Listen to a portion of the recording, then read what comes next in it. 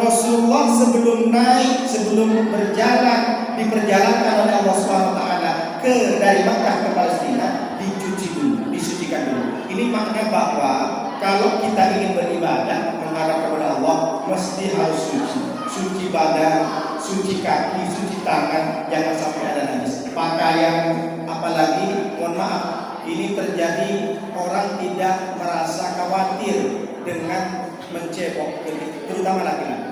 La yastaqiu min bauli. Orang yang dapat siksa kubur adalah orang yang mencebok ketika kencing tidak sempurna. Karena kalau laki-laki itu kan disunnahkan duduk kencing, lalu setelah selesai kencing disunahkan berdahak.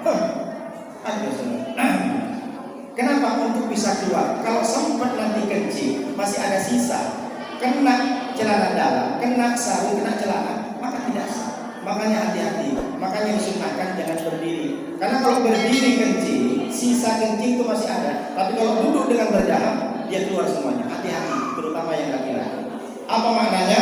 Rasulullah SAW memberikan pelajaran kepada kita, kalau mau ibadah, sucikan diri dari tempatnya, dari badannya, kakinya, minimal dia sebelum berwudu tidak ada cat misalkan yang nempel-nempel dan segala macam. Lalu kemudian kalau ditarik lagi lebih banyak, berarti dia mensucikan dirinya, buang sifat-sifat buruk. Selama kamu sholat, selama kamu berpuasa, umroh berkali-kali, tapi kalau di hatimu masih ada rasa iri, masih ada rasa dengki, masih ada rasa tamak, masih ada rasa sombong, rasa takabur, rasa ujub, maka semuanya melayang. Sholatmu melayang, puasa umrahmu, sedekahmu terbang. Itu yang dikatakan oleh Rasulullah SAW. Seperti contoh misalkan sombong. Sombong orang tidak merasa, dikira sombong itu hanya karena merasa punya banyak harta. Tidak.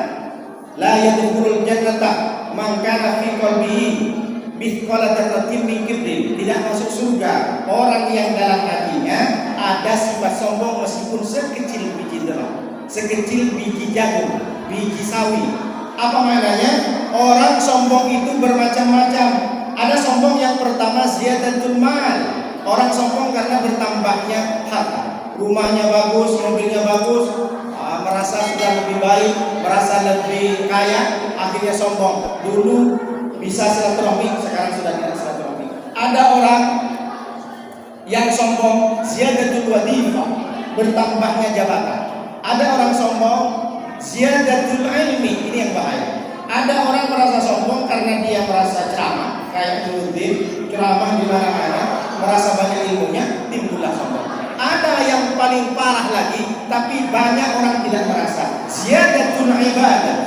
Orang sombong karena merasa lebih banyak ibadahnya, merasa lebih banyak tahajud, merasa lebih banyak ikut kajian, merasa lebih banyak ngaji Al-Quran. Akhirnya meskipun mulut lisan ini tidak berucap, tapi hatinya nengok orang tak sholat, dia neraka, saya surga.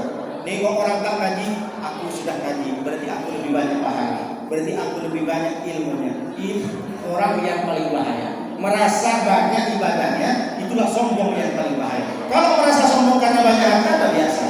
Artinya apa? Ketika kita ingin diangkat derajatnya oleh Allah, maka bersihkan. Man takabbara wada'ahullah wa man tawaddu'a wada'ahullah rafa'ahullah. Barang siapa yang tawadu, yang rendah hati, rafa'ahullah, Allah akan angkat setinggi-tingginya. Wa man takabbara, barang siapa yang takabur, wada'ahullah, Allah akan syukurkan, rendahkan serendah-rendahnya.